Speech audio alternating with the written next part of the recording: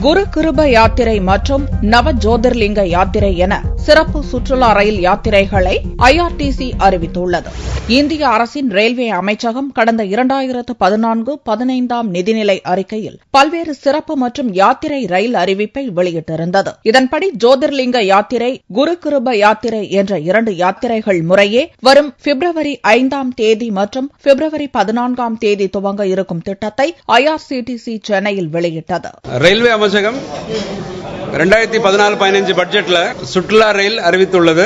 குரு கிருபா யாத்திரான்னு ஒரு சுற்றுலா ரயில் ஷிரடி, மந்த்ராலயம், பண்டேரிப்பூர் சுத்தி பார்க்கறதுக்கு 5 தேதி பிப்ரவரி மாசம் மதுரையிலிருந்து திருச்சி, தஞ்சாவூர், கும்பகோணம், கடலூர், விழுப்புரம், சென்னை, எக்மோர் வழியாக ஷிரடி, மந்த்ராலயம், பண்டேரிப்பூர் சென்று வரும். இது 7 நாள் சுற்றுலா. 14 தேதி பிப்ரவரி மாசம் நவஜோதிர்லிங்க யாத்ரா மகாகாலேஸ்வர், ஓம்காரேஸ்வர், சோம்நாத், பீம்சங்கர், திரையம்பகேஸ்வர், குருணேஸ்வர், ஆயுத் நாக்நாத், பார்லி வைத்தியநாத், ஸ்ரீசைலம் போன்ற ஜோதிர்லிங்க கோயிலுக்கு சென்று வரும். இது மதுரை, ஈரோடு, சேலம், சென்னை சென்ட்ரல் வழியாக சென்று வரும். இது 14 நாள் சுற்றுலா.